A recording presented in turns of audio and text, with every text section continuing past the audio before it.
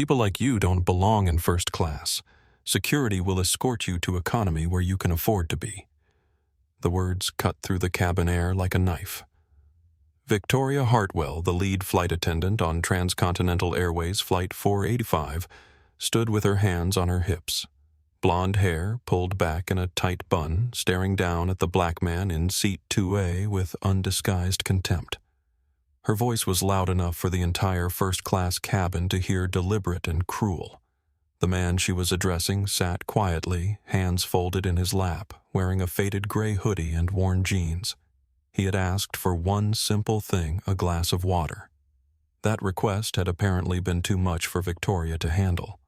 What Victoria didn't know, what none of the crew knew, was that the man in the cheap clothes was Marcus Blackstone. And exactly 72 hours ago, his signature on a $12 billion acquisition deal had made him the owner of the very airline whose crew was now humiliating him. In exactly 18 minutes, every crew member who participated in this humiliation would be terminated mid-flight. But Marcus wasn't going to tell them that. Not yet. He was going to let them dig their own graves first. Before we dive into this incredible story of high-altitude justice, I want to ask you something. Where are you watching from? Drop your city in the comments below. If you've ever been judged by your appearance, looked down on because of how you dress or the color of your skin, this story is for you. Hit that subscribe button because what happens next will restore your faith in karma and remind you that sometimes justice comes from the most unexpected places. Now let's rewind to how this moment started. Marcus Blackstone walked through the bustling corridors of JFK Airport at 6:47 a.m., carrying a weathered leather backpack that had seen better days. To anyone watching, he looked like a college student catching an early flight, maybe a tech worker heading to a conference. The gray hoodie was soft from years of wear, the jeans had a small hole near the left knee, and his sneakers had definitely walked many miles. But inside that backpack were documents worth billions. Merger agreements, acquisition papers, and a corporate restructuring plan that would transform one of America's struggling airlines into a model of equality and employee rights. Marcus had spent 6 months orchestrating the hostile takeover of Transcontinental Airways, not for profit, but for principle. At 42, Marcus Blackstone was worth $8.2 billion. His tech conglomerate Nexus Global Holdings owned everything from software companies to renewable energy firms. But his latest acquisition was personal. 3 months ago, a viral video had surfaced showing a Transcontinental Airways crew denying service to an elderly black woman claiming she looked suspicious. The woman reminded Marcus of his grandmother, and the incident had triggered something deep inside him. Growing up in Detroit with a single mother who worked 3 jobs, Marcus had faced discrimination his entire life. Restaurants that wouldn't seat them, stores that followed them around, teachers who assumed he wouldn't succeed. His mother, Sarah Blackstone, had always told him the same thing: "Baby, someday you'll own places like this. And when you do, you make sure no child faces what you're facing today." Today was that day. The Transcontinental Airways gate area was buzzing with typical morning energy. Business travelers checked emails, families corralled children, and flight attendants prepared for another day in the sky. Marcus found a quiet corner and pulled out his phone, sending a quick text to his executive assistant. Phase 1 begins now. Monitor all channels. Flight 485 to Los Angeles was scheduled for departure at 8:15 a.m. Marcus had specifically chosen this flight because his intelligence team had identified it as a route where passenger complaints were highest, particularly regarding crew behavior toward minority passengers. He wanted to see for himself what he had purchased. The gate agent called for first-class boarding. Marcus stood in line behind 4 other passengers, 3 men in expensive suits and a woman draped in designer accessories. The man directly behind him was Richard Pemberton, a 58-year-old venture capitalist whose family money went back 4 generations. Richard wore a Rolex that cost more than most people's cars and carried himself with the entitlement that comes from never being told no. As Marcus stepped forward to scan his boarding pass, Richard cleared his throat loudly. "Excuse me, son," Richard said, his voice dripping with condescension. "This is Group 1. Economy boarding is in 20 minutes. Zone 4 is that way." He pointed a manicured finger toward the crowded general seating area. Marcus didn't turn around. He simply kept his eyes on the gate agent and scanned his pass. The machine beeped green and the screen displayed Seat 2A, First Class. Richard scoffed behind him. Unbelievable. They let anyone clog up the priority lane these days.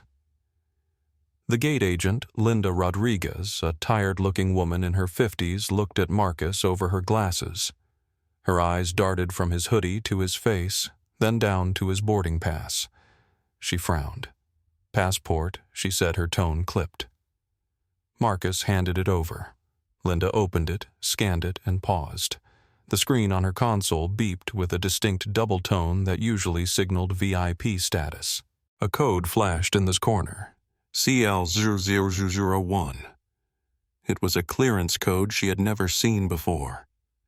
"Mr. Blackstone," Linda said slowly, looking confused. "I see here you're in 2A. "That's correct," Marcus replied, his voice calm but tired from the early morning. "Is this a staff travel ticket?" "Non-revenue full fare," Marcus said quietly. "Paid cash." Linda looked suspicious.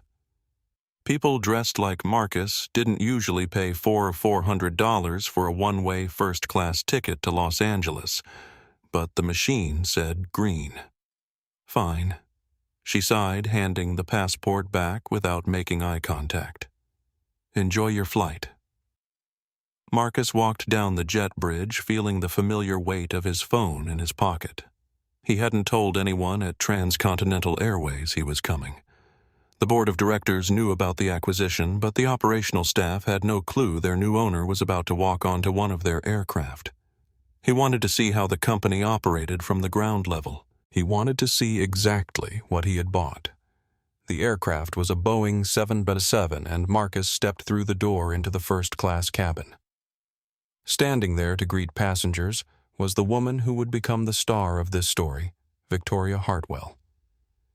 Victoria was 45 years old, with 15 years at Transcontinental Airways. She was tall, blonde, and carried herself with an authority that bordered on arrogance. She had been written up twice for passenger complaints, but her union had protected her both times.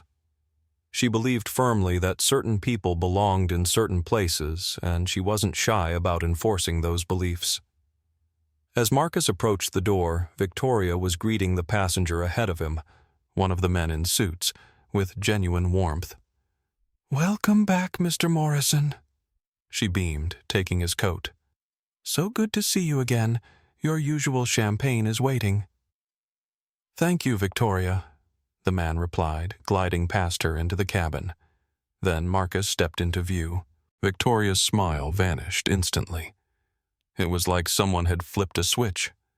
She looked him up and down, her eyes lingering on the scuff marks on his sneakers and the fade marks on his jeans. She didn't offer to take his backpack. She didn't say welcome. Instead, she held out her hand with barely concealed annoyance. "Boarding pass," she demanded. Marcus pulled out his phone and showed her the digital pass. "I'm in 2A. Victoria snatched the phone from his hand and scrolled through the screen, checking the date, flight number, and name. She seemed disappointed that everything matched. "Turn right," she said, curtly pointing down the aisle. "Try not to block the flow for the other first-class passengers." "Thanks," Marcus said, taking his phone back and walking into the cabin. The first-class section was beautifully appointed with large leather seats, wood grain finishings, and subtle lighting. Seat 2A was in the front row, a prime location that Marcus had specifically requested. He placed his backpack in the overhead bin and settled into his seat, closing his eyes and exhaling deeply. Behind him, he heard Richard Pemberton's voice. "Excuse me." Marcus opened one eye. Richard was standing in the aisle holding a garment bag and looking down at Marcus with confusion and disgust. "You're in 2A?" Richard asked. "I am," Marcus replied.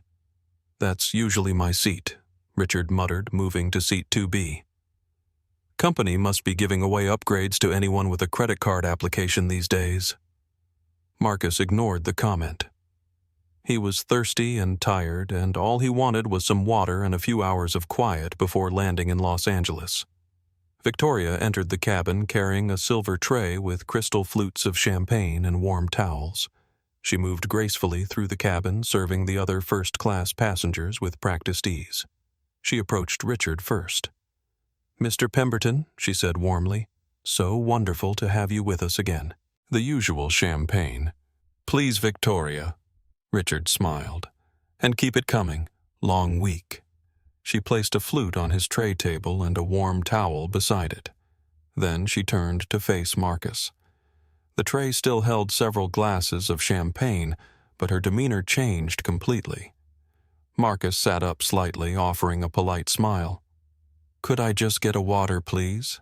Sparkling, if you have it." Victoria stared at him for a moment. She didn't smile back. She didn't check her cart or move toward the galley. "We are currently serving pre-departure beverages for our premium passengers," she said, her voice ice cold. "I need to clear the cabin for takeoff. I'll see if we have water available once we're airborne."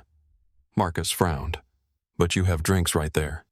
"These are allocated for our valued frequent flyers," Victoria lied smoothly. "I'm sure you understand." What Marcus understood was that Victoria had just denied him service based entirely on his appearance while serving another passenger literally 1 foot away.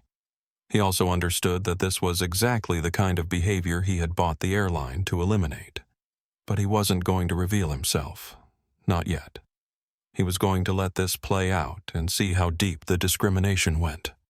In his backpack was a small recording device that had been running since he entered the aircraft. Everything was being documented. "I understand perfectly," Marcus said quietly. Victoria moved on to the other passengers, serving them champagne and warm towels with bright smiles and cheerful conversation. Marcus remained the only first-class passenger without service. From her jump seat, Elena Martinez watched the interaction with growing discomfort.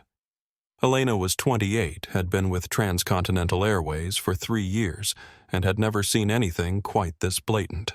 She wanted to say something, but Victoria was her supervisor and had a reputation for destroying the careers of flight attendants who crossed her. At the back of the cabin, Ashley Brooks was settling into her flight attendant position. Ashley was 24, fresh out of training, and carried her smartphone everywhere. She had a small TikTok following where she shared behind-the-scenes glimpses of airline life. Something about the interaction she had just witnessed didn't sit right with her, and she discreetly pulled out her phone. Captain James Rodriguez's voice came over the intercom. "Ladies and gentlemen, this is your captain speaking. We've been cleared for departure and should have you in Los Angeles in about 5.5 hours. Flight attendants prepare for departure." As the aircraft pushed back from the gate, Marcus pulled out his phone and sent another text. Phase 2. Commence monitoring. Miles away in a corporate office building, his team began tracking social media mentions, passenger feedback networks, and internal airline communications. By the time this flight landed, Marcus would have a complete picture of how his new airline treated its customers. But first, he was going to experience it himself. The Boeing 777 taxied toward the runway as the morning sun cast long shadows across JFK Airport. In seat 2A, Marcus Blackstone closed his eyes and prepared for what he knew would be a very enlightening flight. In the galley, Victoria Hartwell was already planning her next move to handle the situation she perceived Marcus to represent. Neither of them knew that in just over 4 hours this flight would become the most talked-about airline story in history. 30 minutes into the flight, the beverage service began. Marcus watched as Victoria and her team moved through the first-class cabin with their silver carts attending to each passenger with professional efficiency. Well, almost each passenger. Derek Morrison, the 35-year-old co-pilot, had left the cockpit and was chatting with Victoria near the galley. Derek was tall, blonde, and carried himself with the same entitled attitude as Victoria. They had worked together for 5 years and shared similar views about maintaining standards in first class. Everything under control back here? Derek asked, glancing toward Marcus's seat. Mostly, Victoria replied, her voice low but not quite low enough. Though we do have a situation in 2A. What kind of situation? The usual, someone who doesn't belong but thinks they do. Derek nodded knowingly. Want me to have a word? Not yet. I'm handling it. Marcus heard every word. His recording device captured every syllable, but he remained quiet, hands folded, watching the clouds drift past his window. Elena Martinez approached with the beverage cart ready to serve Marcus, but Victoria intercepted her. I'll take care of this row, Victoria said firmly. Elena hesitated. But I'm already here and I said I'll handle it. Elena stepped back, confusion and discomfort clear on her face. She had seen Victoria's behavior toward certain passengers before, but never this blatantly discriminatory. Victoria wheeled the cart to Marcus's row, stopping first at Richard Pemberton's seat. Mr. Pemberton, what can I get you this morning? We have fresh orange juice coffee or perhaps something stronger. Richard smiled broadly. I think I'll start with a Bloody Mary. Make it a double. Absolutely. Premium vodka. You know me so well, Victoria. She mixed his drink with care, garnishing it perfectly, and placed it on his table with a cloth napkin. Then she turned to Marcus. The smile disappeared from her face as if someone had turned off a light switch.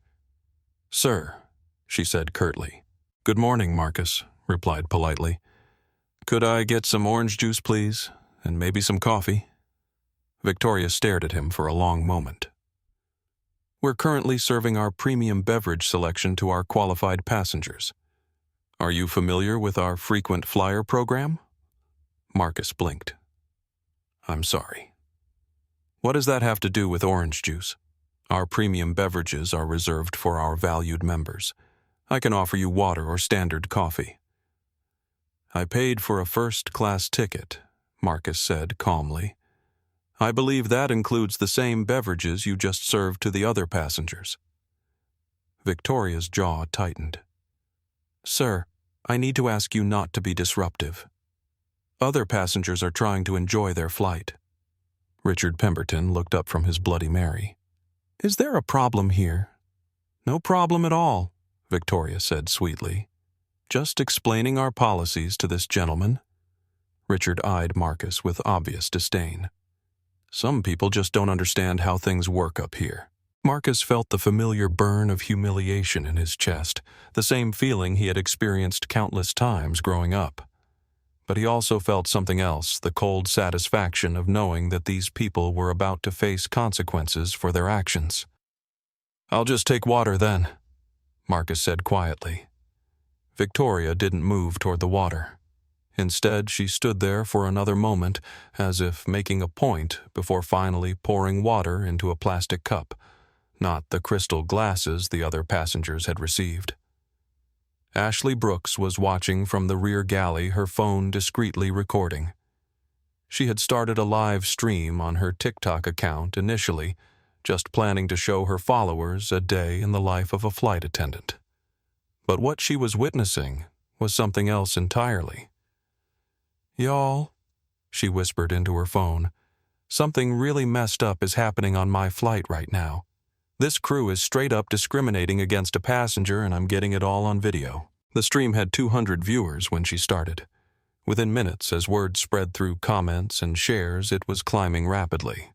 As the meal service began, the discrimination became even more obvious.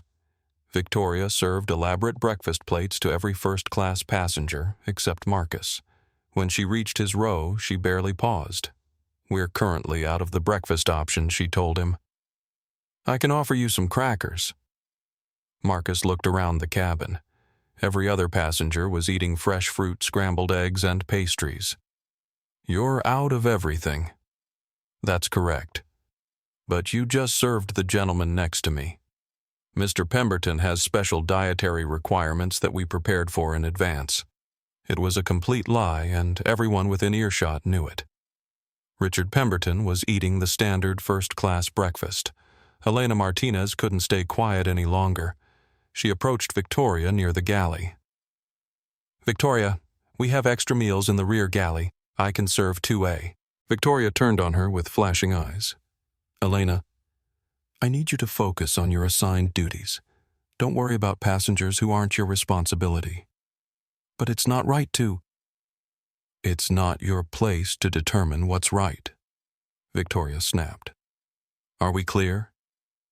Elena nodded reluctantly, but the discomfort was written all over her face.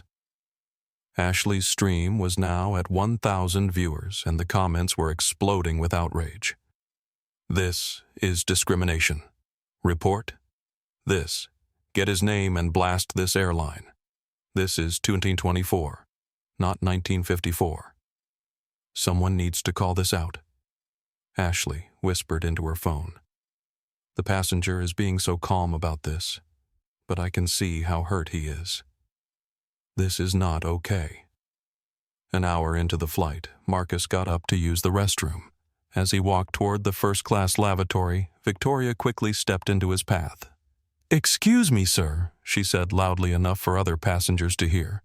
"You'll need to use the facilities in economy. These are reserved for our premium passengers." Marcus stopped looking at her with quiet amazement. "I am a premium passenger. I paid for first class. Our policies require proper identification for premium facilities. You checked my boarding pass when I boarded. Sir, I'm going to need you to comply with crew instructions." Richard Pemberton looked up from his tablet. "Rules are rules. Can't have just anyone wandering around up here." The comment sparked something in Marcus. For the first time since boarding, his calm facade cracked slightly. "Anyone," Marcus repeated, his voice still quiet but with an edge of steel. "Well," Richard backtracked slightly, "I just mean that standards exist for a reason." "What standards might those be?" Marcus asked. Richard gestured vaguely. "You know, appropriate passengers." "And what makes a passenger appropriate?" The cabin had gone quiet. Other passengers were watching the exchange, sensing the tension. Ashley's stream viewer count was climbing rapidly as people shared the link. Victoria sensed that the situation was escalating beyond her control. She reached for the phone to call Derek Morrison. "Derek, I need you in the cabin. We have a passenger who's refusing to follow crew instructions." Derek's voice crackled over the phone. "What kind of passenger?" Victoria looked directly at Marcus as she spoke. "The kind who thinks rules don't apply to them." Derek emerged from the cockpit within minutes, straightening his uniform and assuming an authoritative stance. He was 6'2" and used his height to intimidate passengers when necessary. Sir Derek said, approaching Marcus, "I understand you're having difficulty following our crew's instructions." "I asked to use the restroom," Marcus replied calmly. "That shouldn't be difficult for anyone to understand. Our flight attendant has explained our policies. Economy restrooms are available for your use. I paid for first class. I'm sitting in first class. I'd like to use the first class restroom." Derek's voice took on a threatening tone. "Sir, failure to comply with crew instructions is a federal offense. I strongly suggest you cooperate." The entire first class cabin was watching now. Elena Martinez stood near the galley, wringing her hands, wanting to speak up, but afraid for her job. Ashley continued streaming, and her viewer count had exploded to 5,000 as people shared the link across social media platforms. Marcus looked around the cabin, making eye contact with each passenger. Some looked uncomfortable. Others, like Richard Pemberton, seemed satisfied with the crew's handling of the situation. "I suggest," Marcus said quietly, "that you check your passenger manifest very carefully before you make any decisions you might regret." Derek scoffed. "Are you threatening me? I'm giving you advice. But I can see you're not interested in taking it." Victoria stepped closer. "Sir, your attitude is becoming disruptive to other passengers. We're going to need you to return to your seat and remain there for the rest of the flight, or what Marcus asked, or we'll be forced to contact authorities upon landing." Ashley's stream exploded with comments. Viewers were screenshotting moments, sharing them across Twitter, Instagram, and Facebook. Hashtags began forming organically, #flight discrimination, #transcontinental. Shame. Justice at altitude. You know what Marcus said? Sitting back down in his seat. I think contacting authorities is exactly what should happen here. In fact, I encourage it. Victoria and Derek exchanged glances. Most passengers would have backed down by now, apologized, tried to de-escalate. Marcus's calm confidence in the face of their threats was unnerving. Are you recording this? Derek asked Ashley, noticing her phone. It's a public space, Ashley replied. And people need to see how you treat passengers. I need you to stop recording immediately. No, Ashley said firmly. This is legal and this is important. Derek reached for Ashley's phone, but Elena Martinez stepped between them. She's not doing anything wrong, Elena said, her voice shaking but determined. And neither was he. He just asked for water and to use the bathroom. Victoria turned on Elena with fury. You're out of line. Another word and you're written up for insubordination. Elena looked at Marcus, then at Ashley's phone, then back at Victoria. The cabin was silent except for the drone of the engines. Then write me up, Elena said. Because this is wrong and everyone on this plane knows it. The words hung in the air like a challenge. Victoria's face flushed red with anger and embarrassment. Derek clenched his fists. Richard Pemberton shook his head in disgust. And Marcus Blackstone sat quietly in seat 2A, watching his new employees reveal exactly who they were. His recording device captured every moment, every word, every gesture of discrimination and hostility. He pulled out his phone and sent a simple text, Phase 3. Prepare for impact. Miles away, his legal team received the message and began preparing documents that would change everything. His social media monitoring team watched as hashtags began trending. His executive assistant started fielding calls from news organizations who were picking up the story from Ashley's viral stream. But Marcus wasn't done yet. He wanted to see just how far Victoria and Derek would go. He wanted to see the full scope of the problem he had purchased the airline to solve. The answer would come soon enough. 2 hours into the flight, Ashley's TikTok stream had exploded beyond anything she could have imagined. What started as a casual behind-the-scenes look at airline life had become a live documentation of workplace discrimination. Her viewer count had climbed to 15,000, and the comments were coming in faster than she could read them. Report this to the FAA. Get this man's name, he needs justice. I'm sharing this everywhere. This is exactly what's wrong with airlines. Ashley whispered into her phone, trying not to attract more attention from the crew. Y'all, I've never seen anything like this in my 2 years flying. This passenger has done absolutely nothing wrong, and they're treating him like he's committed a crime. Meanwhile, Derek Morrison had returned to the cockpit and was speaking in low tones with Captain James Rodriguez. Rodriguez was a 20-year veteran of the airline, a man who had always prided himself on running a tight ship and following protocol to the letter. But Derek's report painted a picture of an unruly passenger who was disrupting the flight and refusing to follow crew instructions. Captain, we have a situation in first class, Derek said, closing the cockpit door behind him. Passenger in 2A is being aggressive, refused to follow bathroom protocols, and is causing other passengers to feel unsafe.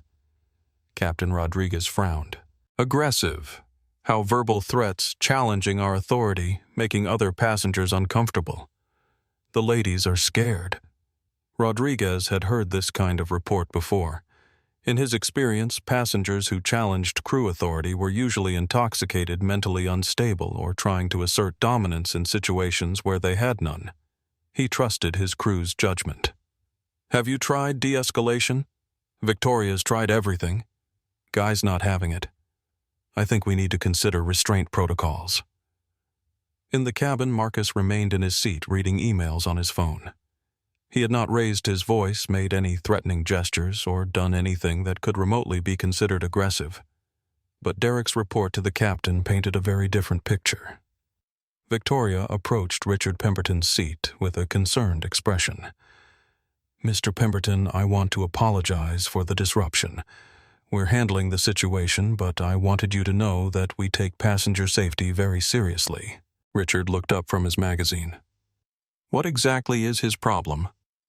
"We believe he may be under the influence of something. His behavior has been erratic since boarding. It was a complete fabrication, but Richard accepted it without question. In his worldview, people like Marcus were inherently problematic, and any explanation that confirmed his biases was believable." "Well, I hope you get it sorted," Richard said. "I have an important meeting when we land. Of course, we won't let this affect your flight experience." Elena Martinez overheard the conversation and felt sick to her stomach. She had watched Marcus carefully since the flight began. He had been nothing but polite and calm, even in the face of obvious discrimination. Victoria's claim about erratic behavior was not just wrong, it was a dangerous lie. Ashley's stream chat had become a hub of amateur detective work. Viewers were trying to identify the airline, the flight number, and the crew members involved. Someone had already called Transcontinental Airways customer service to complain.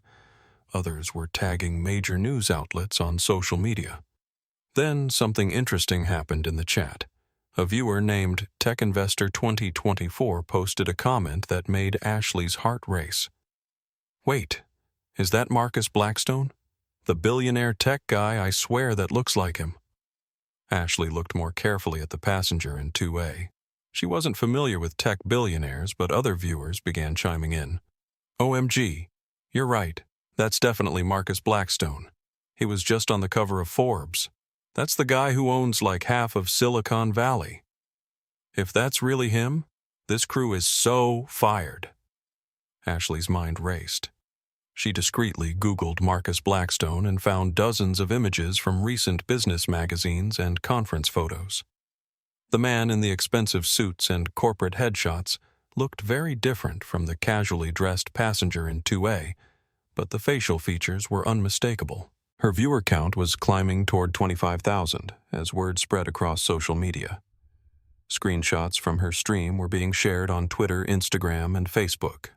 Hashtag Marcus Blackstone started trending alongside hashtag flight discrimination. In the galley, Victoria was preparing for her next escalation. She had convinced herself that Marcus was some kind of scammer who had somehow gotten into first class illegally. In her mind, she was protecting the airline and its legitimate passengers from a fraud.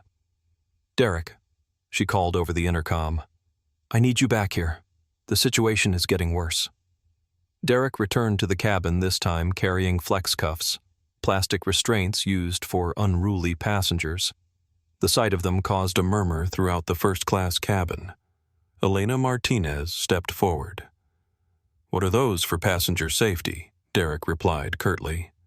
"He hasn't done anything that requires restraints." "Elena, you need to step back and let us handle this," Victoria snapped. But Elena had reached her breaking point. She looked at the other passengers, at Ashley still streaming at Marcus sitting quietly in his seat, and made a decision that would change her life. "No," Elena said firmly. "I won't step back. This is wrong and I won't be part of it." The cabin went dead silent. Derek stopped in his tracks. Victoria's face went white with shock. Elena continued, her voice getting stronger. "That passenger has been polite and calm since boarding. He asked for water and you refused. He asked to use the bathroom and you humiliated him. Now you're talking about restraining him for doing absolutely nothing wrong." "Elena, you're terminated," Victoria said immediately. "Security will escort you off when we land." "Fine," Elena replied. "But everyone on this plane is going to see what really happened here." She turned to Ashley's phone camera and spoke directly to the thousands of viewers. "My name is Elena Martinez. I've been a flight attendant for 3 years. This passenger has done nothing wrong. He's been discriminated against from the moment he boarded this aircraft, and now my supervisors are planning to physically restrain him for asking for basic service." The stream exploded with support for Elena. Comments poured in calling her a hero, demanding her protection, sharing the clip across every platform imaginable. Derek was furious. "Turn off that camera now." "Make me," Ashley replied. Derek reached for the phone again, but this time several passengers intervened. "Leave her alone," called out a woman in seat 4B. "She's not doing anything illegal," said a man across the aisle. The cabin was turning against the crew. What had started as isolated discrimination against one passenger was becoming a broader confrontation between authority and justice. Marcus watched it all unfold with a mixture of sadness and pride. Sadness that this was how his airline treated passengers. Pride that brave employees like Elena and Ashley were willing to risk their jobs to do the right thing. He pulled out his phone and sent another text. "Initiate Phase 4. Legal team standby."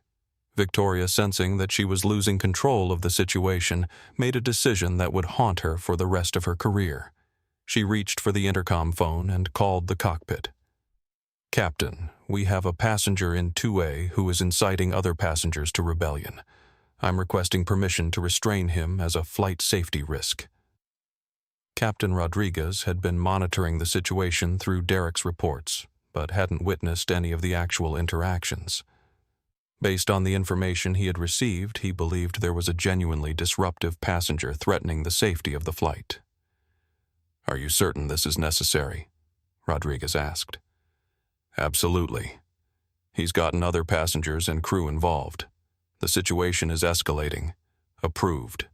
Use minimum necessary force." The intercom clicked off. Victoria looked at Derek and nodded. Derek approached Marcus with the flex cuffs visible. "Sir, you need to place your hands behind your back." Marcus looked up at him calmly. "For what?" "Disrupting the flight and refusing to follow crew instructions." Marcus remained seated. "I haven't disrupted anything. I asked for water and to use the bathroom. That's not a crime. You've caused a disturbance among passengers and crew. The only disturbance was your crew's refusal to provide me with the same service you gave other passengers." Derek moved closer. "Sir, you can cooperate now, or this can become much more difficult." Ashley's stream had hit 40,000 viewers. The story was spreading across social media like wildfire. Major news outlets were starting to pick it up. The hashtags #transcontinental discrimination and #Marcus Blackstone were trending nationally. Marcus looked around the cabin one more time. At Elena, who had risked her job to defend him.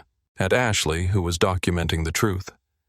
At the other passengers, some of whom were speaking up for the first time. Then he looked at Derek and spoke words that would become part of aviation history. "Officer, I want you to think very carefully about what you're about to do. I want you to consider that your actions are being recorded by multiple devices and broadcast live to tens of thousands of people. I want you to consider that everything you've done on this flight has been documented and will be reviewed by federal authorities." Derek hesitated. Something in Marcus's tone was different. Not threatening, but authoritative. Like someone used to giving orders, not taking them. "And I want you to consider," Marcus continued, "that you're about to physically restrain a passenger for the crime of being black in first class." The words hit the cabin like a thunderbolt. Marcus had finally said what everyone was thinking, but nobody had been willing to articulate. This wasn't about airline policies or passenger behavior. This was about race, plain and simple. Victoria stepped forward, angrily. "How dare you play the race card? This has nothing to do with—" "Doesn't it?" Marcus interrupted, still calm but with steel in his voice. "Tell me, Victoria, what exactly have I done that was different from the other passengers? What rule have I broken? What threat have I posed?" Victoria sputtered, trying to find an answer that didn't reveal her true motivations. You were disruptive. I asked for water. You refused to follow bathroom protocols. I asked to use the bathroom I paid for. You challenged crew authority. I asked for the same service you gave other passengers." Each response stripped away another layer of Victoria's justifications, revealing the discrimination underneath. Ashley's viewers were witnessing a masterclass in quiet dignity confronting institutional bias. Richard Pemberton, who had been silent during this exchange, finally spoke up. "Look, some people just don't understand how to behave in first class. There are standards." Marcus turned to face Richard directly. What standards, sir? Well, appropriate dress, appropriate behavior. Is there a dress code for first-class passengers that I missed? Not officially, but what Richard was trapped in the same logical corner as Victoria. Any answer he gave would reveal his true beliefs about who belonged in first class and who didn't. Derek, still holding the flex cuffs, looked increasingly uncomfortable. The simple task of restraining an unruly passenger had become something much more complex and public. Elena stepped forward again. I've watched every interaction since this passenger boarded. He has been nothing but polite and patient. If you restrain him, you're restraining him for being black. Period. Her words echoed through the cabin and across Ashley's live stream. Comments exploded with support for Elena and outrage at the crew's behavior. Viewers were calling airlines, news stations, and civil rights organizations. Marcus reached into his hoodie pocket and pulled out his phone. He looked at Derek, at Victoria, at Captain Rodriguez, who was standing in the cockpit doorway watching the scene unfold. I'm going to make one phone call, Marcus said quietly. After I make this call, everything changes. Are you sure you want to continue down this path? Derek looked at Victoria. Victoria looked at the captain. The captain, who had only heard Derek's biased reports, nodded for them to proceed. Marcus dialed a number and put the phone to his ear. Hello, this is Marcus Blackstone. Authorization code Sierra 7 Alpha. I need you to execute the Transcontinental Airways protocol immediately. The words meant nothing to the crew or passengers. But miles away in a corporate office building, Marcus's acquisition team received the signal they had been waiting for. Within seconds, every screen on the aircraft, passenger entertainment devices, crew tablets, cockpit displays, would show the same message, and everyone aboard Flight 485 would learn exactly who Victoria Hartwell had just tried to restrain. The moment of truth had arrived. The change was instantaneous and impossible to ignore. Every screen on Flight 485, from the seatback entertainment units to the crew's tablets to the cockpit displays, simultaneously went black for 3 seconds. Then, in large, unmistakable letters, the same message appeared everywhere. Transcontinental Airways change of ownership. Notification. New CEO Marcus Blackstone, effective immediately. All employees report to new management structure. Victoria Hartwell stared at her tablet screen in complete shock. Derek Morrison's hands, which had been reaching for Marcus with flex cuffs, froze in midair. Richard Pemberton's mouth dropped open. Elena Martinez covered her mouth with both hands. Ashley's live stream viewer count exploded past 75,000 as people shared the moment across every social media platform. The silence in the cabin was deafening. Marcus Blackstone stood up slowly from seat 2A. When he spoke, his voice carried a quiet authority that filled every corner of the aircraft. Ladies and gentlemen, my name is Marcus Blackstone. I am the founder and CEO of Nexus Global Holdings. As of 72 hours ago, I am also the owner of Transcontinental Airways. Victoria's tablet slipped from her hands and clattered to the floor. Derek stepped backward as if he had been physically struck. Captain Rodriguez emerged fully from the cockpit, his face pale with the realization of what had just unfolded under his command. I boarded this aircraft as a paying passenger. Marcus continued, wanting to see how my new airline treats its customers. What I discovered is a culture of discrimination, unprofessionalism, and outright hostility that ends today. He looked directly at Victoria. Ms. Hartwell, your employment with Transcontinental Airways is terminated, effective immediately. Victoria's legs nearly buckled. You can't. Union rules. Marcus reached into his hoodie and pulled out his phone, showing her the screen. It displayed his official corporate ID, the acquisition documents, and a direct line to Transcontinental's board of directors. I can, and I just did. Check your Employee Handbook Section 12B. Discrimination based on race, religion, or national origin is grounds for immediate termination without cause or appeal. Derek Morrison stepped forward, still holding the flex cuffs, his voice shaking. Sir, I was just following the lead flight attendant's instructions. I didn't know. You didn't know what Mr. Morrison. Marcus interrupted. You didn't know that restraining a passenger for asking for water was wrong. You didn't know that denying bathroom access based on someone's appearance was discrimination. Derek's mouth opened and closed like a fish gasping for air. Derek Morrison. Marcus continued, You are also terminated. Conspiracy to violate civil rights is not a defendable action regardless of who gave the orders. Ashley's stream was in complete chaos. The comments were flying by so fast they were impossible to read. Oh my God, he owns the airline, best plot twist ever, justice is served. This is going viral worldwide. Major news networks were already picking up the story. CNN, Fox, NBC, and ABC had all assigned teams to cover what was becoming the biggest aviation story of the year. Captain Rodriguez stepped into the main cabin, his hands visibly shaking. Mr. Blackstone, sir, I was acting on information provided by my crew. I had no knowledge of the actual situation. Marcus turned to face the captain. James Rodriguez, 20 years with this airline. Former Air Force pilot. Decorated service record. Rodriguez nodded, surprised that Marcus knew his background. Which makes your failure here even more disappointing? Marcus continued. You authorized the restraint of a passenger based on biased reports without investigating the situation yourself. In the military, we call that dereliction of duty.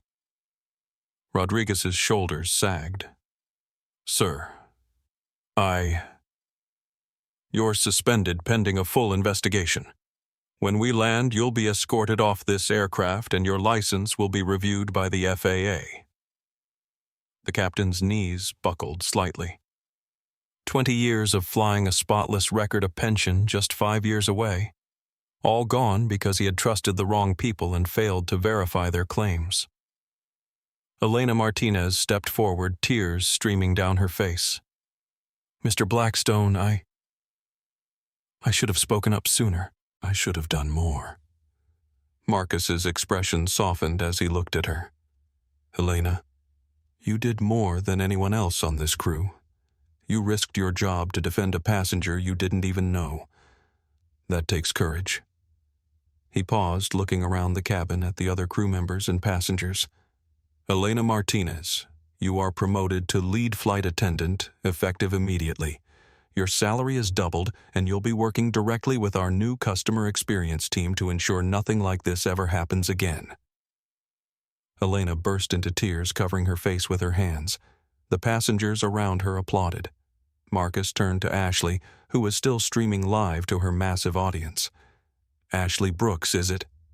Ashley nodded, barely able to speak. You documented truth in the face of pressure to stay silent. You chose what was right over what was easy. I'd like to offer you a position as Director of Social Media Transparency for Transcontinental Airways. Your job will be to ensure that our company's actions always match our values. Ashley's stream exploded with celebration. Yes, sir. Absolutely, yes. The transformation in the cabin was remarkable. What had been a tense, hostile environment minutes earlier was now filled with a sense of justice and possibility. Passengers were applauding, crew members were crying with relief, and the energy was completely different. But Marcus wasn't finished. He turned to Richard Pemberton, who had been sitting in stunned silence throughout the entire revelation. Mr. Pemberton. Richard looked up nervously. Yes. You've been a frequent flyer with this airline for 12 years, according to your profile. Platinum status. That's correct. You've logged over 800,000 miles with us. Quite loyal. Richard began to relax slightly, thinking perhaps he would escape consequences. Which makes your behavior today even more disappointing, Marcus continued. You supported discrimination. You encouraged crew members to deny basic human dignity to another passenger. You used your status to reinforce bias. Richard's face went white. Now wait just a minute. Your frequent flyer status is revoked. Your accumulated miles are canceled. You are banned from flying on any transcontinental airways aircraft for life. You can't do that. I have rights. You had rights, Marcus replied calmly. You chose to use them to deny rights to others. Security will escort you off this aircraft when we land, and you'll find your own way home. Richard started to protest further, but the other passengers were having none of it. Someone called out, "Good riddance." Another passenger said, "You brought this on yourself." Marcus walked to the intercom and picked up the handset. His voice filled the entire aircraft, reaching not just first class, but every passenger on board. "Ladies and gentlemen, this is Marcus Blackstone speaking. I want to personally apologize for the disgraceful behavior you've witnessed today. What happened in first class is not representative of the values that transcontinental airways will embody going forward." He paused, gathering his thoughts. "Discrimination has no place in aviation, in business, or in civilized society. The crew members responsible for today's events are no longer employed by this airline. The passenger who encouraged and supported their behavior is no longer welcome on our flights." Ashley held her phone steady, capturing every word for her audience, which had now grown to over 100,000 viewers. The hashtags, #Marcus Blackstone, #Transcontinental, Justice, and #Flight Redemption were trending globally. "We will be implementing new policies immediately," Marcus continued. "Every crew member will undergo comprehensive bias training. We will install transparency measures to ensure accountability. We will create processes that protect passengers and employees who speak up against discrimination."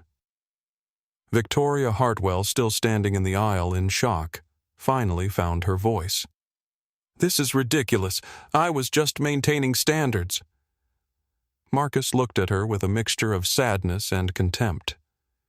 "Victoria, the only standard you maintained was bigotry. The only consistency you showed was cruelty. You saw a black man in clothes you didn't approve of, and you decided he didn't belong. That decision has cost you your career." "I didn't know you were—" Victoria started. "Exactly," Marcus interrupted. "You didn't know who I was, and that's precisely the problem. You treated me badly because you thought I was powerless to stop you. You thought I was someone who didn't matter."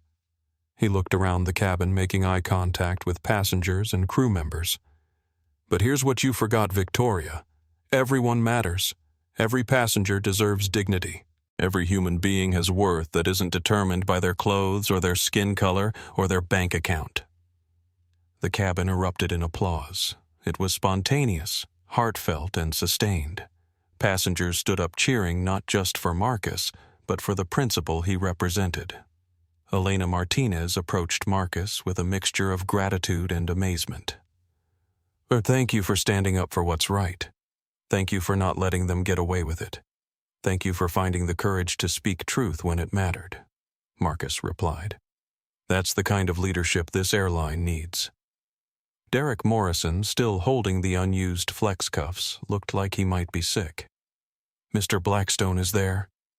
Is there any chance?" "No," Marcus said simply. "You were prepared to physically restrain an innocent passenger based on nothing but bias. There's no coming back from that." Captain Rodriguez stepped forward one more time.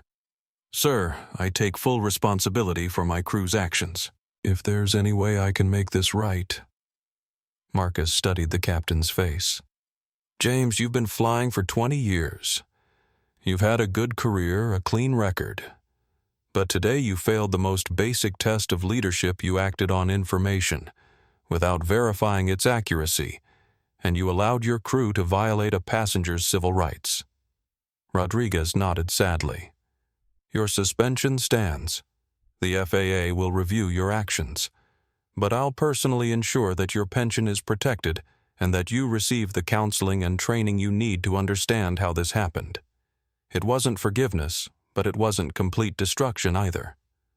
Rodriguez understood that he was being given a chance to learn from his failure even if his flying career was over. Marcus pulled out his phone and made another call. "This is Blackstone. Contact Denver International. We'll need security press management and our legal team on the ground when we land. Also contact the FBI Civil Rights Division. They'll want to interview the terminated crew members." Ashley's stream was still live, still growing. Comments were pouring in from around the world. "This man is a legend. Best airline CEO ever. This is how you handle discrimination." Faith in humanity restored. Marcus turned back to the camera Ashley was holding. "To everyone watching this, I want you to remember something important. Justice didn't happen here because I'm wealthy or powerful. Justice happened because people like Elena and Ashley were brave enough to document the truth and stand up for what's right." He paused, looking directly into the camera. "Don't wait for someone else to own the company before you speak up against discrimination. Don't stay silent when you see injustice. Use your voice. Use your phone. Use whatever platform you have to shine light on darkness." The message resonated far beyond the aircraft. Viewers were sharing the clip with their own stories of discrimination, their own experiences with bias, their own moments when they wished someone had spoken up. As Flight 485 began its descent toward Denver, the atmosphere in the cabin was electric with the energy of transformation. Passengers were talking to each other, sharing contact information, promising to stay connected to this moment. Victoria and Derek sat in separate corners, isolated and disgraced, waiting for the landing that would end their careers. Captain Rodriguez returned to the cockpit to complete his final flight as a transcontinental airways pilot. Elena worked the cabin with a new sense of purpose and authority, serving passengers with dignity and respect, while learning from Marcus about the changes coming to the airline. Ashley continued streaming, interviewing passengers about what they had witnessed and how it had affected them, and Marcus Blackstone, still in his faded hoodie and worn jeans, sat quietly in seat 2A, reflecting on how far he had come from the scared child who had been refused service at restaurants, and how far the airline industry still had to go. But today was a start. Today was proof that accountability was possible, that justice could happen, and that sometimes the most powerful response to discrimination was simply refusing to accept it. The wheels of the Boeing 777 touched down at Denver International Airport, carrying not just passengers and cargo, but a story that would change aviation forever.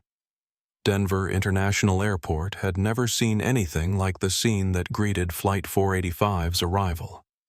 Word of the incident had spread so rapidly through social media that news vans lined the tarmac perimeter, camera crews positioned themselves at every possible angle, and airport security had established a special perimeter around Gate B-17.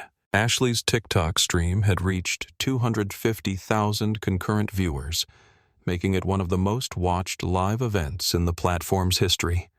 Major news networks were rebroadcasting portions of her footage. The hashtags, #TranscontinentalJustice and #Marcus Blackstone, were trending #1 worldwide, ahead of international news and celebrity gossip. As the Boeing 777 taxied toward the gate, Marcus could see through the window that this arrival would be unlike any other in aviation history. Emergency vehicles flanked the aircraft. Not for safety reasons, but because federal authorities were treating the incident as a potential civil rights violation requiring immediate investigation. Captain Rodriguez's voice came over the intercom one final time. "Ladies and gentlemen, we've arrived at Denver International Airport. Please remain seated while we taxi to the gate. There will be additional procedures today due to the circumstances of our flight." Inside the cabin, the atmosphere was tense with anticipation. Victoria Hartwell sat motionless in a crew seat, her career and reputation in ruins, staring at nothing. Derek Morrison clutched his pilot's cap in his hands, realizing that his aviation career was over before his 40th birthday. Richard Pemberton kept checking his phone frantically, calling lawyers and trying to understand how quickly his world had collapsed. Elena Martinez moved through the cabin with her new authority, ensuring passenger comfort while coordinating with the ground crew about the unusual arrival procedures. Ashley maintained her live stream, providing commentary to her massive audience about the historical significance of what they were witnessing. Marcus remained in seat 2A, but his demeanor had completely transformed. The quiet passenger who had endured hours of discrimination was now clearly the commanding presence on the aircraft. His phone buzzed constantly with messages from his legal team, his board of directors, and media representatives requesting statements. As the aircraft came to a complete stop, the door opened to reveal not just standard gate personnel, but a delegation that included FBI Special Agent Sarah Mitchell from the Civil Rights Division, Denver Airport Police Chief Robert Torres, and Arthur Pemberton, the chairman of Transcontinental Airways Board of Directors who had flown in by helicopter from Chicago. Marcus stood and addressed the cabin before disembarking. Ladies and gentlemen, what you've witnessed today represents both the worst and the best of human nature. You've seen how quickly discrimination can escalate when good people stay silent. But you've also seen how courage and truth can triumph over bias and hatred. He looked specifically at Elena and Ashley. These two women chose to risk their own positions to defend what was right. That's the kind of courage that changes the world. Agent Mitchell boarded the aircraft and approached Marcus directly. Mr. Blackstone, I'm Special Agent Mitchell, FBI Civil Rights Division. We've been monitoring the live stream and social media coverage of this incident. We'll need to conduct interviews with all parties involved. Of course, Marcus replied. My legal team is already preparing documentation of everything that occurred. Mitchell turned to Victoria and Derek. Ms. Hartwell, Mr. Morrison, you're both required to remain for questioning regarding potential violations of federal civil rights statutes. Victoria finally spoke, her voice barely a whisper. I need to call my union representative. That's your right, Mitchell confirmed. But I should inform you that this incident has been broadcast live to hundreds of thousands of people. The evidence of discriminatory behavior is substantial and public. Derek stood on shaking legs. Agent Mitchell, I want to cooperate fully. I realize I made terrible decisions today. As passengers began to disembark, each one was briefly interviewed by airport security about what they had witnessed. The consensus was unanimous. They had watched a clear case of racial discrimination escalate to attempted physical restraint of an innocent passenger. Richard Pemberton approached Marcus as he prepared to leave the aircraft. Blackstone, look, I think there's been a misunderstanding. I'm a businessman, too. Surely we can work this out between Marcus cut him off with a look of disgust. Mr. Pemberton, there's no misunderstanding. You actively encouraged discrimination. You used your privilege to reinforce bias. The only reason you want to work this out now is because you discovered I have power. That reveals everything about your character. But my business relationships, my reputation, should have been considerations before you decided to publicly support the mistreatment of another human being. Arthur Pemberton, the board chairman, was waiting just outside the aircraft door.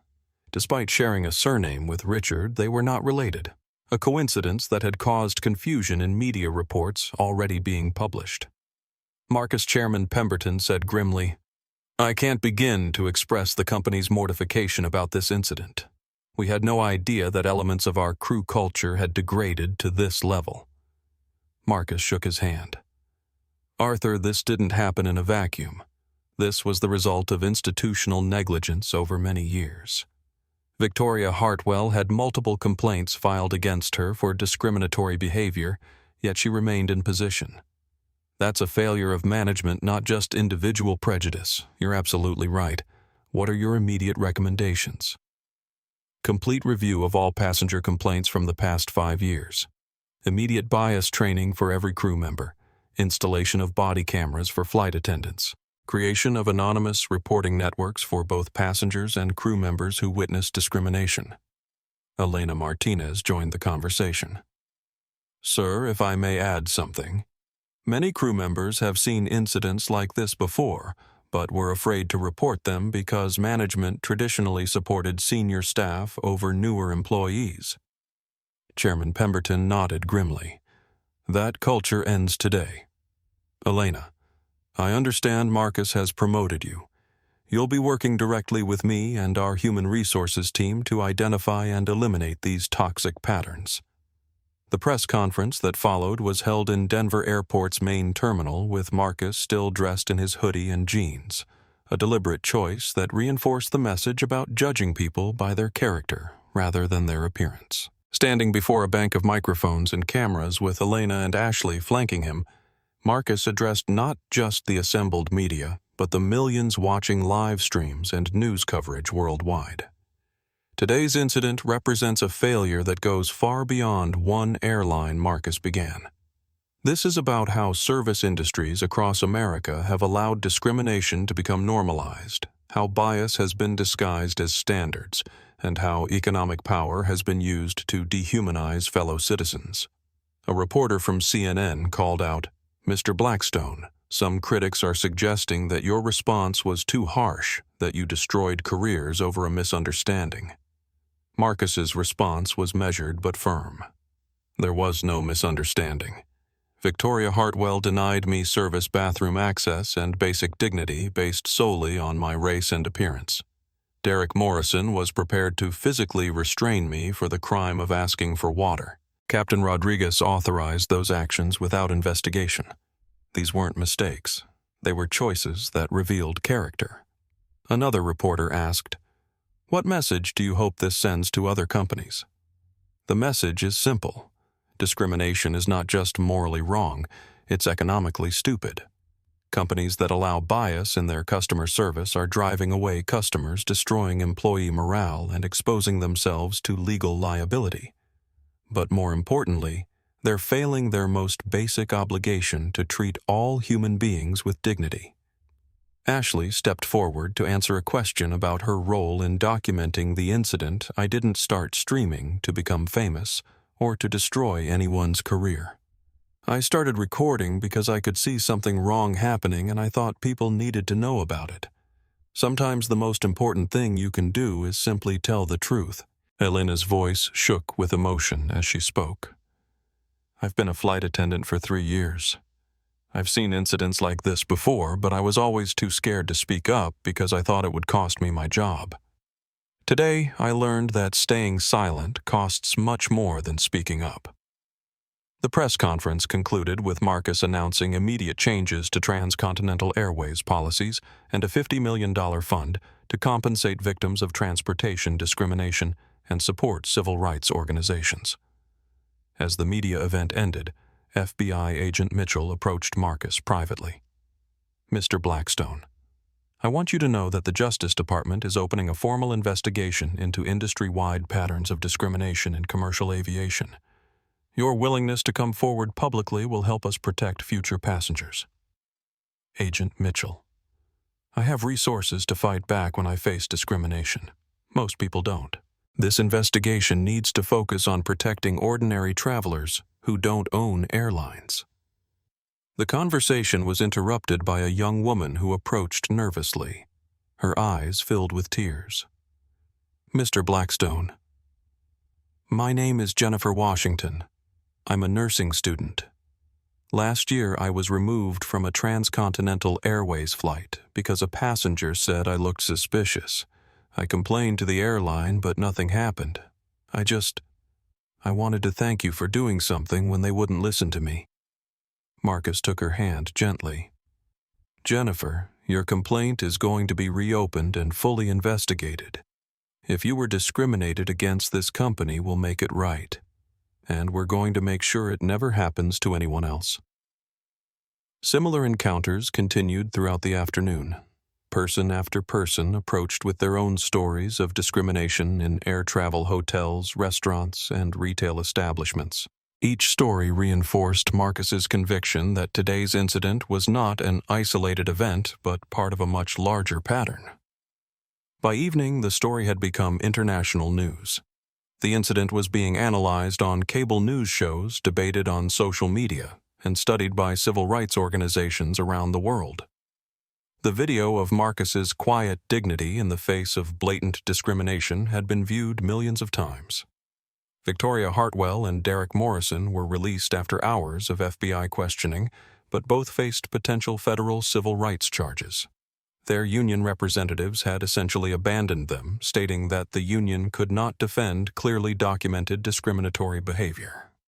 Captain Rodriguez was found to have violated multiple FAA regulations regarding passenger treatment and crew oversight. His pilot's license was suspended for 1 year, though Marcus had ensured that his pension remained intact, a gesture of mercy that acknowledged Rodriguez's long service record despite his failure in leadership. Richard Pemberton found himself facing consequences beyond his airline ban. Multiple business partners were distancing themselves from him after his behavior went viral. His exclusive country club was reviewing his membership. His own children were refusing to speak to him. Meanwhile, Elena Martinez was meeting with Transcontinental Airways' executive team, helping to design new training programs that would prevent future incidents. Ashley Brooks was setting up her new office as Director of Social Media Transparency with a mandate to ensure complete openness in the company's operations. As the day ended, Marcus finally had a quiet moment to reflect on what had transpired. He called his mother from his hotel room in Denver. "Marcus, baby, I've been watching the news all day." Sarah Blackstone said, her voice filled with pride and sadness. "I'm so proud of how you handled yourself, but I'm heartbroken that you had to go through that. Mama, remember what you always told me, that someday I'd own places like the ones that discriminated against us. I remember. Today I did more than own one of those places. Today I changed it, and tomorrow I'm going to change the whole industry. Your grandmother would be so proud, baby. She used to say that real strength isn't in how hard you can hit back, but in how you can turn pain into power for other people." As Marcus hung up the phone and prepared for sleep, he looked at his reflection in the hotel mirror. He was still wearing the same hoodie and jeans he had put on that morning, but everything had changed. He had begun the day as a passenger seeking simple service and dignity. He ended it as a symbol of resistance against institutional discrimination. Tomorrow would bring more challenges, more opportunities to create change, and more chances to honor the promise he had made to his mother all those years ago. But tonight, Marcus Blackstone could rest knowing that he had kept faith with the scared child who had been denied service so many years ago. The boy who had been told he didn't belong had grown up to change the rules about who belonged everywhere. 3 weeks after Flight 485, Transcontinental Airways had become the most talked-about airline in the world. What started as a viral video of discrimination had transformed into a comprehensive industry reform movement that extended far beyond aviation. Marcus Blackstone stood in the newly renamed Dignity Conference Room at Transcontinental Airways headquarters in Chicago, addressing a gathering that would have been unimaginable just a month earlier. The room contained civil rights leaders, union representatives, federal transportation officials, and airline executives from competing companies who had come to learn about the sweeping changes being implemented. 21 days ago, I was denied water on my own airline. Marcus began, still dressed casually in slacks and a sweater rather than traditional corporate attire. Today we're announcing the most comprehensive anti-discrimination initiative in transportation history. Elena Martinez, now wearing the gold bars of a senior supervisor, presented the new training protocols. Every Transcontinental Airways employee, from baggage handlers to senior pilots, is completing a 40-hour bias awareness and customer dignity program. This isn't theoretical training. It includes real scenarios, role reversals, and accountability measures. The transformation had been swift and thorough. Within 72 hours of the incident, Marcus had assembled a team of civil rights experts, organizational psychologists, and former airline employees who had faced discrimination. Together, they had designed what was being called the Flight 485 Protocols, a comprehensive framework for eliminating bias in airline operations. Ashley Brooks, who had traded her flight attendant uniform for business attire as the Director of Social Media Transparency, explained the technology component: we've installed discrete recording devices throughout our aircraft and ground facilities. Not for surveillance, but for protection. Any passenger or employee who experiences discrimination now has immediate recourse, and any crew member who witnesses bias has an obligation to intervene. The change is extended beyond policy to culture. The break rooms at Transcontinental Airways now displayed photos and stories from the Dignity Wall, a collection of testimonials from passengers who had been discriminated against in the past and employees who had found the courage to speak up after seeing Flight 485's example. But the impact was spreading far beyond one airline. Dr. Patricia Williams, director of the Civil Rights Institute at Georgetown University, had been studying the Blackstone effect, as it was being called in academic circles. What happened on Flight 485 has triggered a national conversation about discrimination in service industries. We're seeing changes in hotels, restaurants, retail chains, and corporate offices across the country. The statistics supported her observation. In the 3 weeks since the incident, the Equal Employment Opportunity Commission had received a 400% increase in discrimination complaints from service industry workers. More importantly, they had also seen a 300% increase in companies proactively requesting bias training to prevent incidents. Major hotel chains had implemented new customer service protocols. Restaurant groups were reviewing their training programs.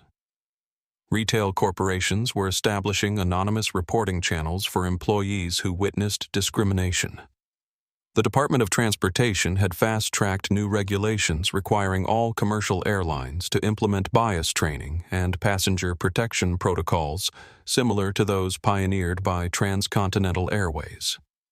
Secretary of Transportation Maria Santos had personally visited the airline to study the reforms. The Flight 485 incident revealed weaknesses in our oversight that we're committed to addressing, Secretary Santos told the assembled group. Mr. Blackstone has shown us that real change is possible when leadership commits to justice over profit. The economic impact had been remarkable as well. Despite initial fears that the controversy would hurt Transcontinental Airways financially, the airline was experiencing unprecedented growth.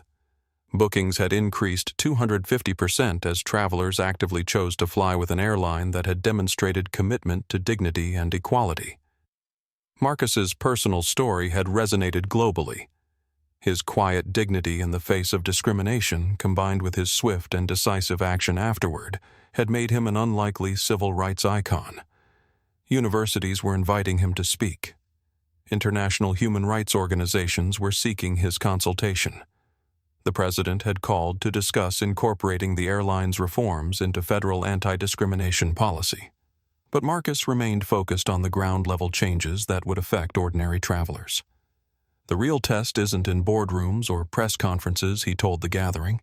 It's in how we treat the single mother flying with crying children, the elderly passenger who needs extra assistance, the teenager flying alone for the first time, the immigrant family traveling to see relatives. Elena Martinez had become the face of employee empowerment in the new Transcontinental Airways.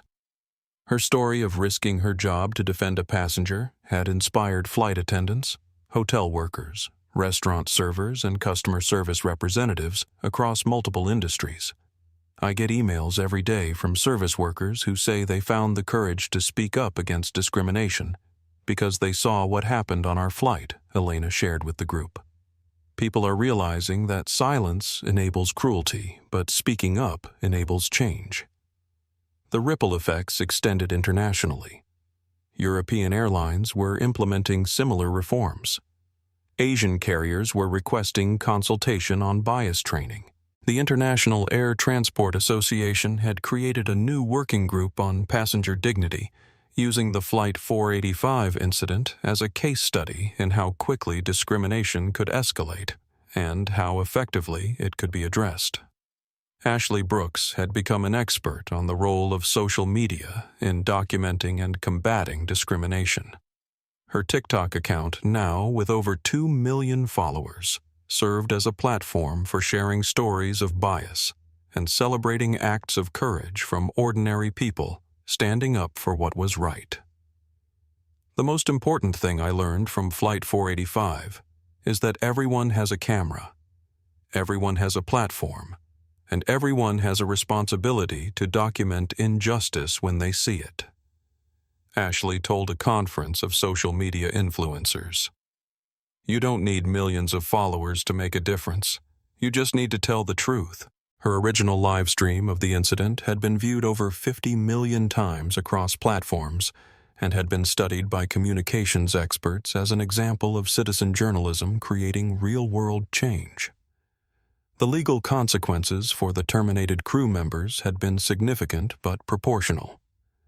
Victoria Hartwell had been found liable for civil rights violations and was required to complete 200 hours of community service at civil rights organizations, in addition to paying substantial fines. Derek Morrison faced similar penalties and had voluntarily enrolled in bias counseling programs. Both had issued public apologies, though their sincerity was questioned by many who noted that the apologies came only after legal consequences were imposed. Captain Rodriguez had completed his suspension and bias training, and Marcus had personally met with him to discuss his potential future in aviation. The conversation had been difficult, but productive. James Marcus had told him, "You made mistakes, but you also showed capacity for growth.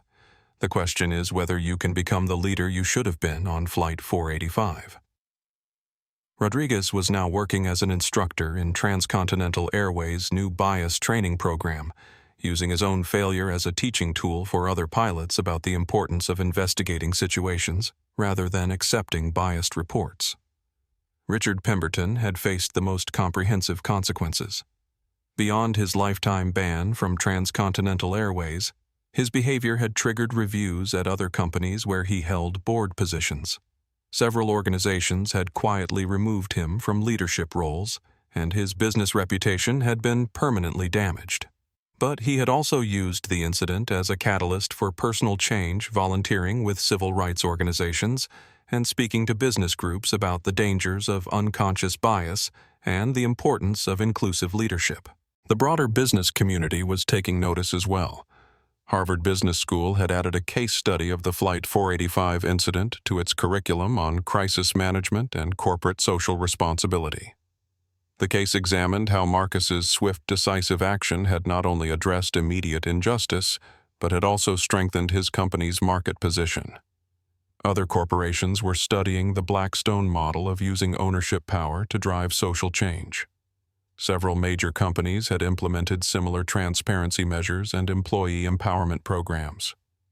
Marcus himself had been recognized with numerous awards, though he consistently used acceptance speeches to redirect attention to the broader issues of bias in corporate America and the courage of individuals like Elena and Ashley, who had spoken truth to power.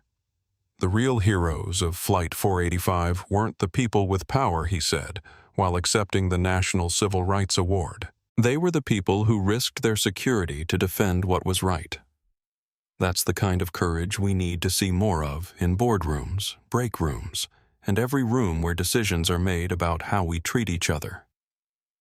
The incident had also sparked academic research into the prevalence of discrimination in service industries. Dr. James Henderson at the University of Chicago had received federal funding to study bias patterns across transportation, hospitality, and retail sectors. What Flight 485 revealed is that discrimination often escalates rapidly when it goes unchecked, Dr. Henderson explained. But it also showed us that immediate intervention can not only stop individual incidents, but can create cultural shifts that prevent future occurrences. As the one-month anniversary of the incident approached, Marcus announced the next phase of his reform initiative, the Dignity in Service Foundation, a nonprofit organization dedicated to training service industry workers, supporting discrimination victims, and researching bias patterns across sectors. The foundation's board included Elena Martinez, Ashley Brooks, civil rights leaders and former discrimination victims who had found their voices after seeing the Flight 485 example. This foundation exists because one incident of discrimination became a moment of accountability, Marcus announced at the launch event. Our goal is to ensure that every future incident becomes a similar moment of change. The transformation of transcontinental airways had been remarkable, but Marcus knew it was just the beginning of a larger movement. The quiet passenger who had been denied water had become a catalyst for industry-wide change, proving that sometimes the most powerful response to injustice is simply refusing to accept it as normal. As he looked ahead to continued reforms, expansion of training programs, and the ongoing work of cultural change, Marcus reflected on how far he had traveled from the scared child who had been refused service in restaurants. That boy had grown up to own the restaurant.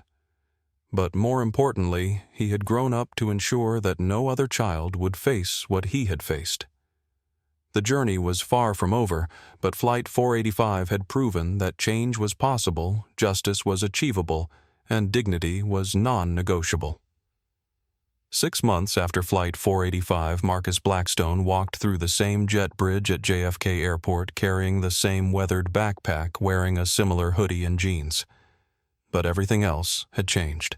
He was flying Transcontinental Airways Flight 485 again. The same route, the same flight number, the same seat 2A. This time, however, he wasn't traveling undercover. This was a deliberate return, a perfect completion of the circle that had started with discrimination and humiliation, but had transformed into justice and hope. Elena Martinez, now wearing the 4 stripes of a chief purser, greeted him personally at the aircraft door. Her smile was genuine warm and filled with the confidence of someone who had found her voice and used it to change the world. "Welcome aboard, Mr. Blackstone," she said, but then added quietly, "Welcome home, Marcus."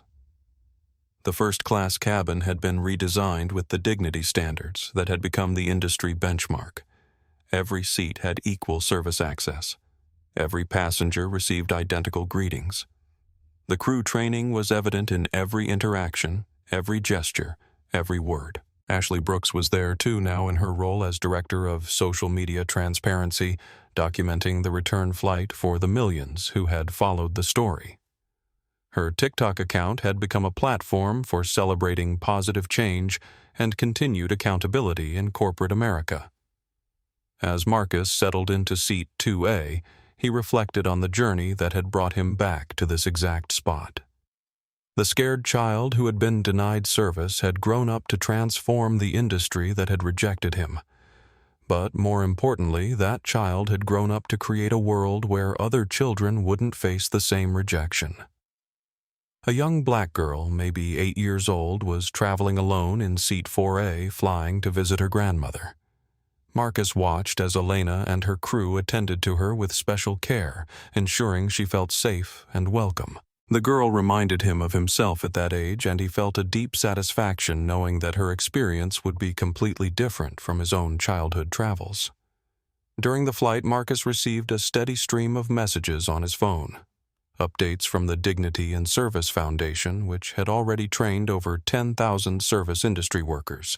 Reports from the congressional committee that was crafting federal anti-discrimination legislation based on the Flight 485 protocols. International requests for consultation from companies around the world seeking to implement similar reforms. But the message that moved him most came from Jennifer Washington, the nursing student who had approached him at the Denver airport 6 months earlier.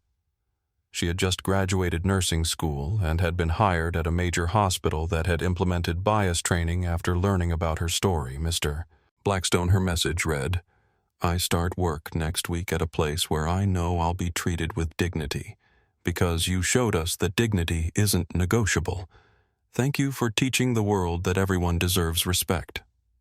As the flight progressed, Marcus was approached by several passengers who recognized him, but their interactions were different from the celebrity encounters he might have expected. People thanked him not for being famous, but for proving that change was possible. They shared their own stories of discrimination faced and dignity claimed. They spoke about finding courage to speak up in their own workplaces and communities. A middle-aged Hispanic man from seat 6B told him about confronting bias at his office after seeing Elena Martinez's example. A young Asian woman shared how she had reported discrimination at a hotel referencing the Flight 485 incident to ensure she was taken seriously. An elderly white gentleman apologized for his own past complicity and bias and described the diversity training he had initiated at his company. Elena approached Marcus during the meal service with a special request.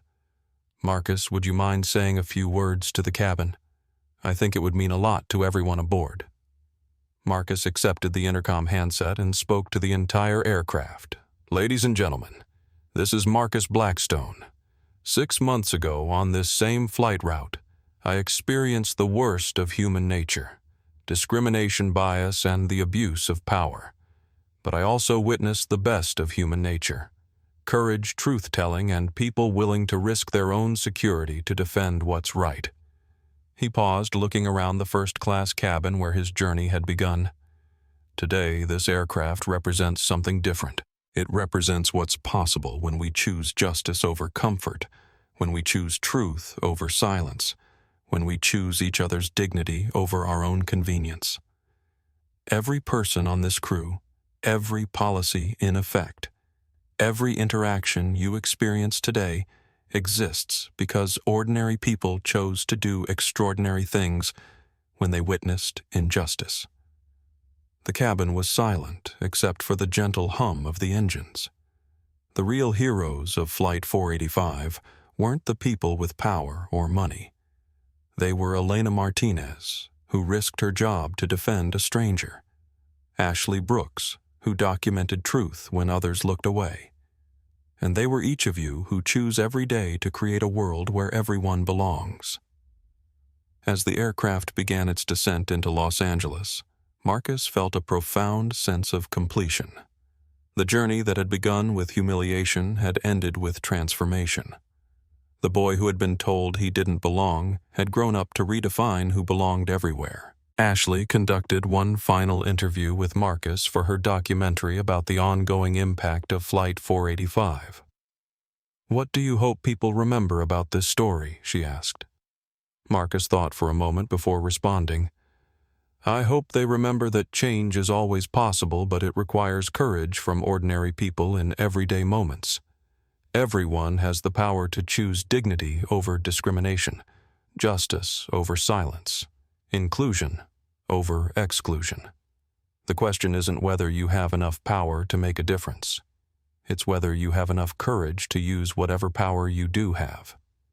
As Flight 485 touched down in Los Angeles, Marcus looked out the window at the airport workers, the ground crew, the passengers walking through terminals. Each person represented a choice: to perpetuate bias or challenge it to enable discrimination, or confront it to stay silent or speak truth. The boy who had been refused service had grown up to own the restaurant, but more importantly, he had grown up to ensure the restaurant served everyone with dignity. The transformation was complete, but the work continued. One flight, one interaction, one choice at a time. Flight 485 had landed, but its message soared on in a world where everyone deserves dignity, everyone has the power to demand it, and everyone has the responsibility to defend it for others. What would you have done if you were in Marcus's shoes? Would you have handled it the same way, or would you have taken a different approach? Have you ever faced discrimination based on your appearance or background? Share your story in the comments below. Your experience matters and could inspire others who are facing similar challenges. If this story moved you, if it reminded you that justice is possible and that ordinary people can create extraordinary change, please hit that like button. It really helps us reach more people who need to hear this message. And don't forget to subscribe and ring the notification bell so you never miss stories of courage, justice, and the power of standing up for what's right. Share this video with someone who needs to be reminded that their voice matters, that their dignity is non-negotiable, and that sometimes the most powerful response to injustice is simply refusing to accept it. Because every time we share stories like this, we're building a world where discrimination has no place to hide and where everyone truly belongs. Thank you for watching. And remember, you never know who you're talking to, but more importantly, it shouldn't matter. Treat everyone with the dignity they deserve, because that's the world we're building together, one choice at a time.